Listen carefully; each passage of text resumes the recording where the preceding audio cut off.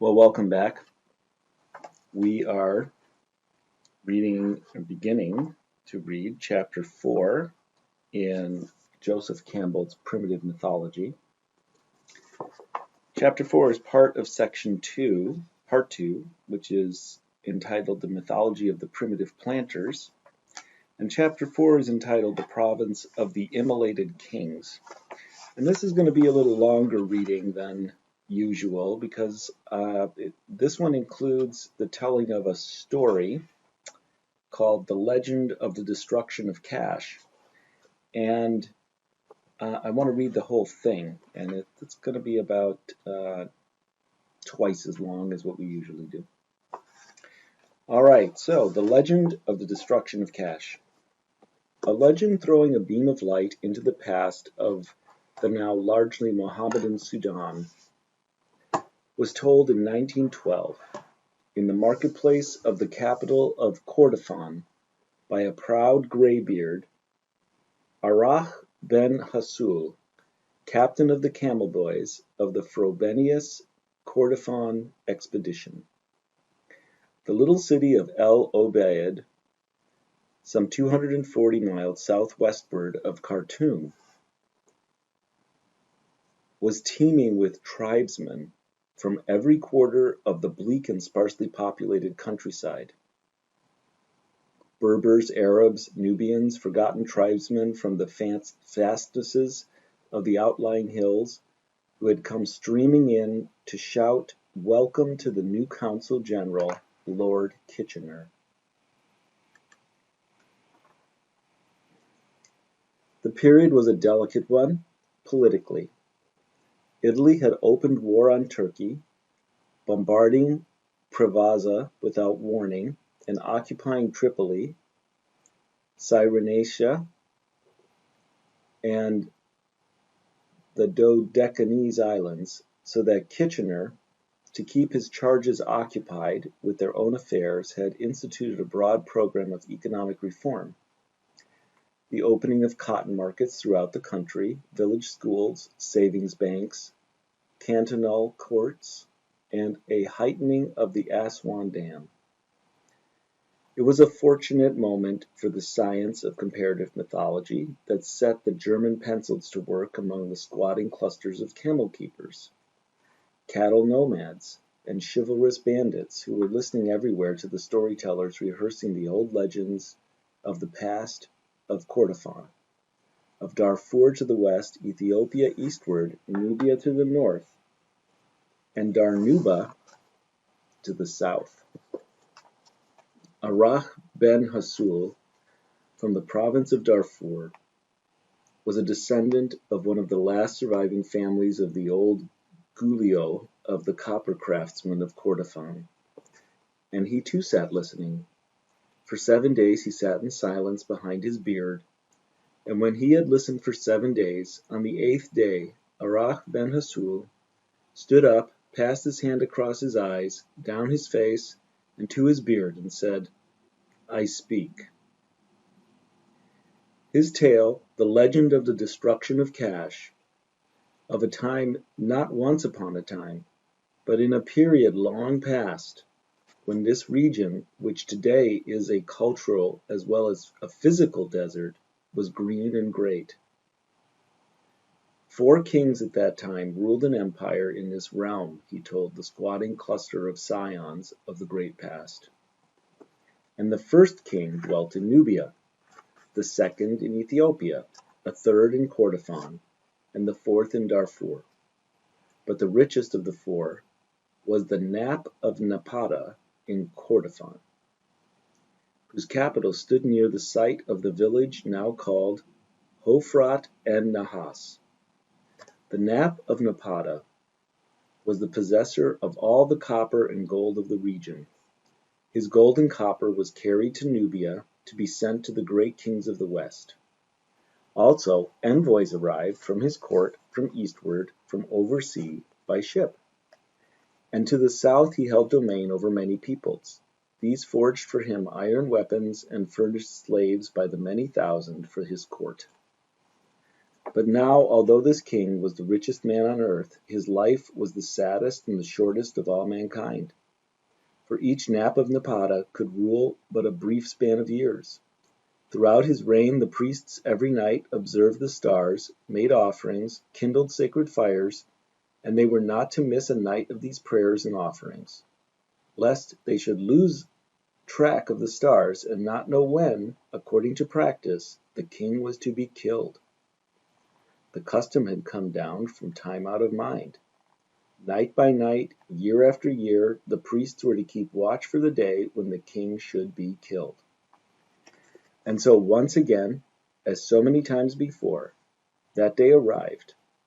The hind legs of sacrificial bulls were slashed, the fires of the land were extinguished, women were locked indoors, and the priests kindled the new fire.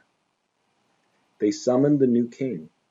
He was the son of the sister of the one just killed, and his name, this time, was Akaf.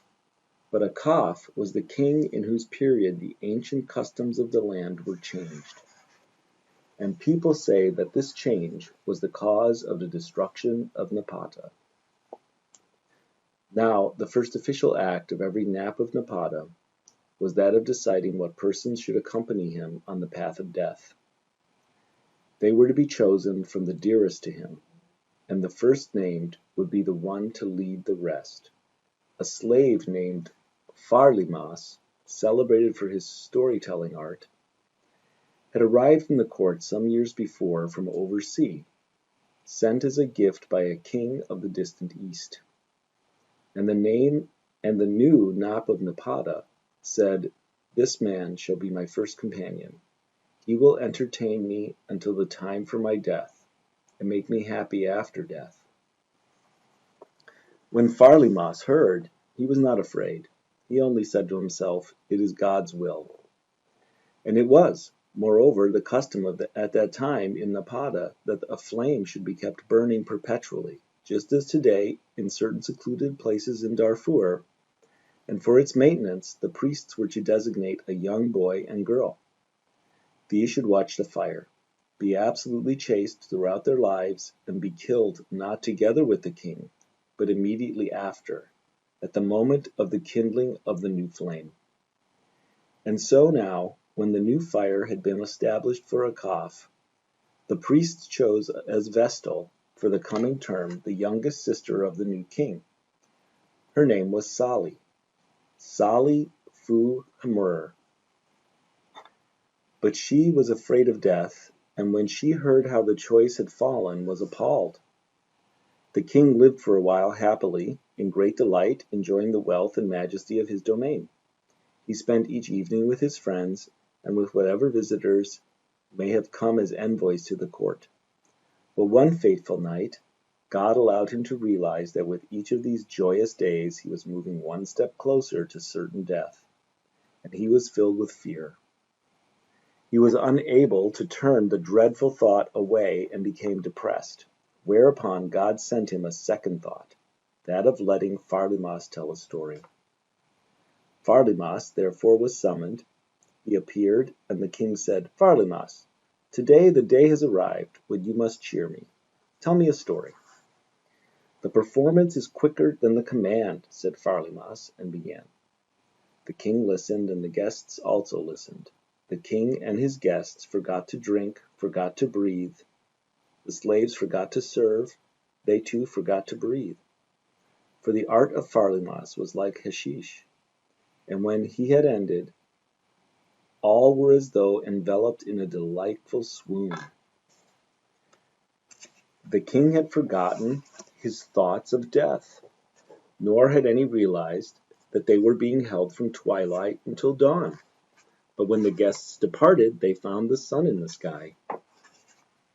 Akaf and his company that day could hardly wait till evening, and thereafter every day Pharlimas was summoned to perform. The report of his tale spread throughout the court, the city, the land, and the king presented him each day with the gift of a beautiful garment. The guests and envoys gave him gold and jewels. He became rich. And when he now went through the streets, he was followed by a troop of slaves. The people loved him. They began to bare their breasts to him in a sign of honor. Sali, hearing of the wonder, sent a message to her brother. "Let me," she asked, "just once hear Farlimas tell a story." "The fulfillment goes before the wish," the king replied, and Sali came. Farlimas saw Sali, and for a moment lost his senses. All that he saw was Sali.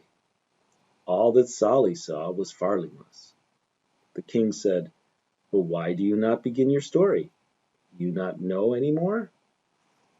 Removing his eyes from Sali, the storyteller began, and his tale was first like the hashish that induces a gentle stupefaction, but then like the hashish that carries men through unconsciousness to sleep. After a time the guests were sleeping, the king was sleeping.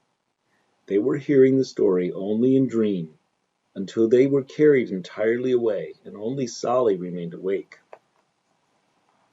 Her eyes were fixed on Farlimas. She was filled completely with Farlimas. And when he had finished the tale and arose, she too arose. Farlimas moved toward Sali, Sali toward Farlimas. He embraced her, she embraced him, and she said, "We do not want to die." He laughed into her eyes. "It is yours to command," he said. "Show me the way." And she answered, "Leave me now. I shall think of a way, and when the way has been found, shall call you." They parted, and the king and his guests lay there asleep. That day Sali went to the high priest. "Who is it determines the time and when the old fire is put out?" she asked, "and the new one kindled?" "That is decided by God," answered the priest. Sali asked, "But how does God communicate his will to you?" "Every night we keep watch on the stars," the priest said. "We do not let them out of our sight. Every night we observe the moon, and we know from night to night which stars are approaching the moon and which are moving away. It is by this that we know." Sali said, "And you must do that every night? What happens of a night when nothing can be seen?" The priest said, "On such a night we make many offerings. If a number of nights should pass when nothing could be seen, we should not be able to find our stars again." Sali said, "Would you then not know when the fire should be extinguished?" "No," said the priest. "We should not be in a position then to fulfill our office." Whereupon Sali said to him, "God's works are great. The greatest, however, is not his writing in the sky. His greatest work is our life on earth. This I learned last night." "What do you mean?" said the priest. And Sali answered, "God gave Farlimas the gift of telling tales in a way that has never before been equaled. It is greater than his writing in the sky." The priest retorted, "You are wrong." But Sali said to him, "The moon and stars, these you know. But have you heard the tales of Farlimas?" "No," said the priest, "I have not heard them." She asked, "How then can you pronounce a judgment? I assure you that even you priests, when listening, will forget to keep watch of the stars. Sister of the king, are you quite sure?"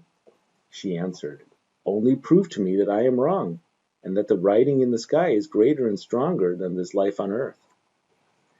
"This is just what I shall prove," said the priest. And the priest then sent word to the young king, "Allow the priest to come to your palace tonight and listen to the tales of Farlimas, from the setting to the rising of the sun." The king consented, and Sali sent word to Farlimas, "Tonight you must do as you did before. This will be the way." And so, when the sun was approaching the hour of its setting, and the king, his guests, and the envoys were assembling, they were joined by all the priests, who bared the upper parts of their bodies and prostrated themselves on the ground.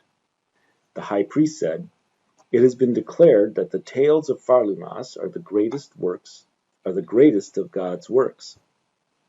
The king said to him, "You may decide for yourselves." "You will pardon us, O king," prayed the high priest, "if we depart from your palace at the rising of the moon to fulfill our duties of our office." And the king replied, Act according to God's will.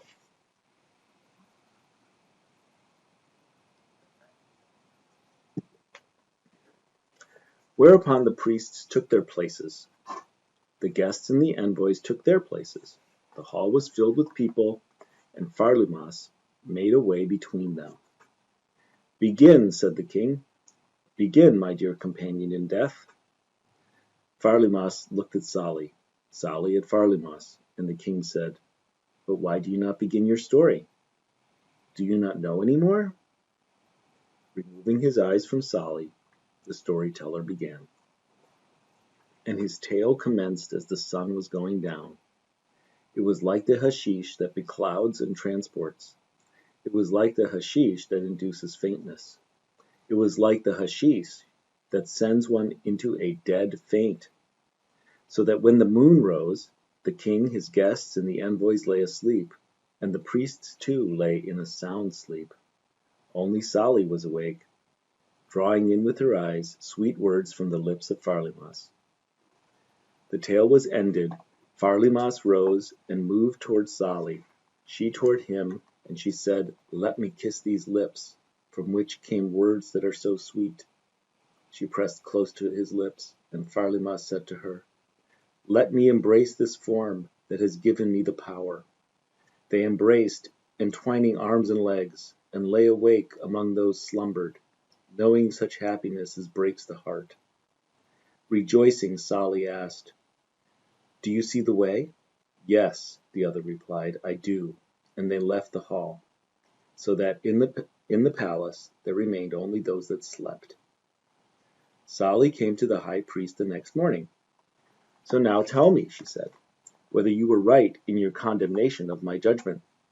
He answered, I shall not give my reply today. We must listen once more to Pharlimas, for yesterday we were not prepared. And so the priests attended to their prayers and offerings. The fetlocks of many bullocks were slashed, and throughout the day, without pause, prayers were recited in the temple. When evening came, they arrived in the palace. Sali sat again beside the king, her brother, and Pharlimas commenced his tale.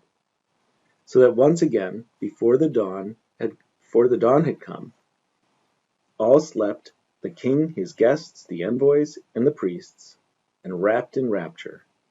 But Sali and Pharlimas were awake among them, and sucked joy from each other's lips. And they embraced again, entwining arms and legs. And thus it continued from day to day, for many days. But if there had gone out among the people at first the news of Pharlimas' tales, now there went out among them the rumor that the priests were neglecting their offerings and prayer. Uneasiness began to spread abroad, until one day a distinguished gentleman of the city paid a visit to the high priest. When do you celebrate the next festival of the season? He asked. I am planning a voyage, and wish to return for the feast. How long have I got? The priest was embarrassed, for it had been many nights since he had seen the moon and stars. He replied, Wait only one day, then I shall tell you. Many thanks, said the man. I shall return tomorrow. The priests were summoned, and their chief inquired, Which of you recently has observed the course of the stars? They were silent. Not a single voice replied, for all had been listening to the tales of Pharlimas. Is there not one among you that has observed the course of the stars and position of the moon? They sat perfectly still, until one who was very old arose and spoke. We were enchanted, he said, by Pharlimas. Not one of us can tell you when the feasts are to be celebrated, when the fire is to be quenched, and when the new fire is to be kindled. The high priest was terrified. How can this be? He cried. What shall I tell the people? The very old priest replied, It is the will of God.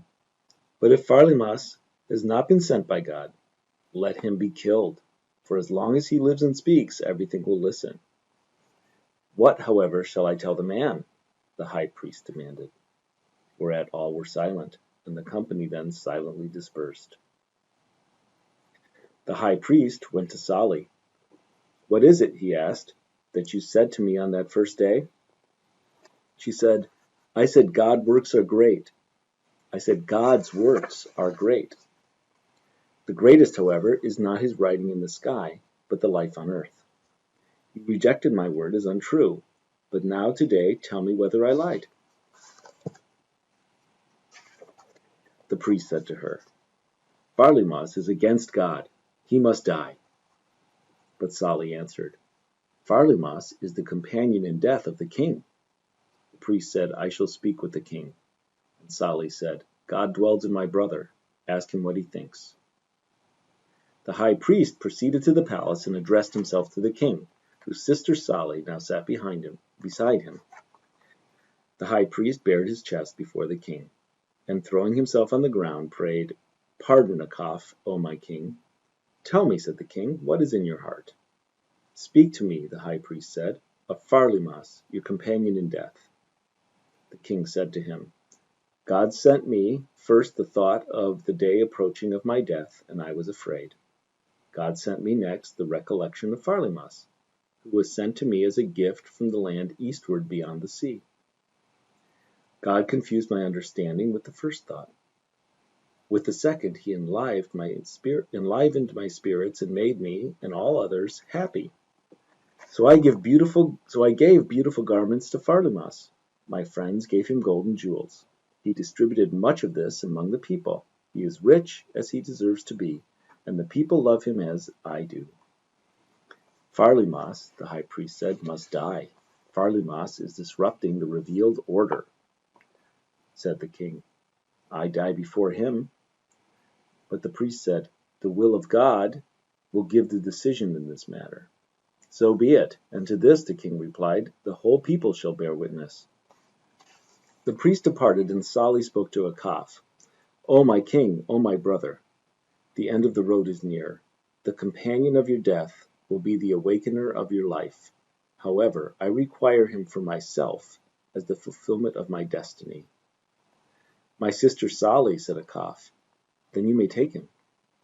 Heralds went out through the city and cried in every quarter that Farlimas that evening would speak in the great square before all. A veiled throne for the king was erected in the large plaza between the royal palace and the buildings of the priests. And when evening came, the people streamed from all sides and settled everywhere round about. Thousands upon thousands assembled. The priests arrived and took their places. The guests and the envoys arrived and were seated. Sali sat beside her brother. Akaf, the veiled king, and Farlimas was then called. He arrived. His entire retinue came behind him, all clothed in dazzling garments, and they placed themselves opposite the priests. Farlimas himself bowed before the veiled king, and he assumed his seat. The high priest arose. Farlimas has destroyed our established order, he said. Tonight will show if this was by the will of God, and he resumed his place. Farlimas removed his eyes from Sali, gazed about over the multitude, glanced at the priests, and arose. I am a servant of God, he said, and believe that all evil in the human heart is repugnant to God. Tonight, said Farlimas, God will decide. And he commenced his tale.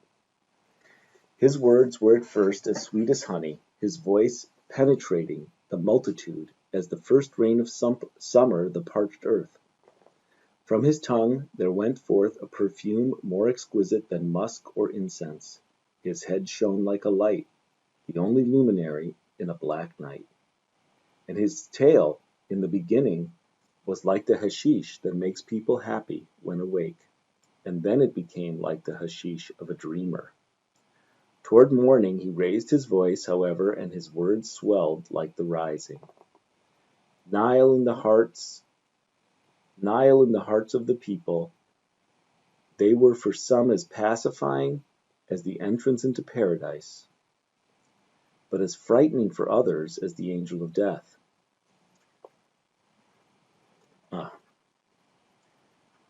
Toward morning he raised his voice, however, and his words swelled like the rising Nile in the hearts of the people. They were for some as pacifying as the entrance into paradise, but as frightening for others as the angel of death. Joy filled the spirits of some, horror the hearts of others. And the closer the moment of dawn, the more powerful became his voice, the louder its reverberations within the people, until the hearts of the multitude reared against each other as in a battle, stormed against each other like the clouds in the heavens of a tempestuous night. Lightning bolts of anger and thunderclaps of wrath collided. But when the sun rose and the tale of Pharlimas closed, unspeakable astonishment filled the confused minds of all. For when those who remained alive looked about them, their glances fell upon the priests, and the priests lay dead upon the ground. Sali got up and prostrated herself before the veiled king. "O my king," she said, "O my brother, Akaf, throw from yourself the veil, show yourself to your people, and offer up the offering now yourself. For these here have been mowed down by the angel of death, Azrael, through God's command." The servants removed the veil from around the royal throne, and Akaf stood up. He was the first of their line of kings whom the people of Napata had ever seen. He was young and as beautiful to look upon as the rising sun. The multitude was jubilant. A white steed was brought which the king mounted. At his left there walked his sister, at his right the teller of tales, and he rode to the temple. The young king took up the mattock in the temple and hoed 3 holes in the holy ground. Pharlimas tossed 3 seeds into these. The king then hoed 2 holes in the holy ground, and Sali tossed 2 seeds into these. Immediately and simultaneously the 5 seeds sprouted, growing before the eyes of the people, and by noon the heads of grain of all 5 were ripe. In all the courts of the city the fathers of families slashed the fetlocks of great bulls. The king extinguished the fire in the temple, and all the fathers of the city extinguished the fires of their hearths. Sali kindled the new fire, and all of the young virgins in the city came and took fire from this flame. And since that day there have been no more human sacrifices in Napata. Thus Akaf became the first Nap of Napata, to remain alive until it pleased God to take him in his old age. And when he died, Pharlimas succeeded to his throne. With that, however, the city of Napata reached the culmination of its fortune and the end. For Akaf's renown as a wise and well-advised prince had spread abroad through every land, and every king had benefit of his advice. Great merchants had settled in his capital, and he had had many great ships upon the seas eastward, transporting the products of Napata throughout the world. His mines had not been able to yield gold and copper enough for the demand, and when he was succeeded by Pharlimas, the fortune of the realm rose even higher to its climax. The fame of Pharlimas filled every land, from the sea in the east to that in the west. And with such fame there came so much envy into men's hearts that when Pharlimas died, the neighboring countries broke their treaties, opening war on the kingdom of Napata, and Napata succumbed. Napata was destroyed. The empire fell apart. It was overwhelmed by savages and barbarians. The gold and copper mines were forgotten. The cities disappeared, and nothing remained of the great days but the memory of the tales of Pharlimas, which he had brought with him from his own land eastward, beyond the sea.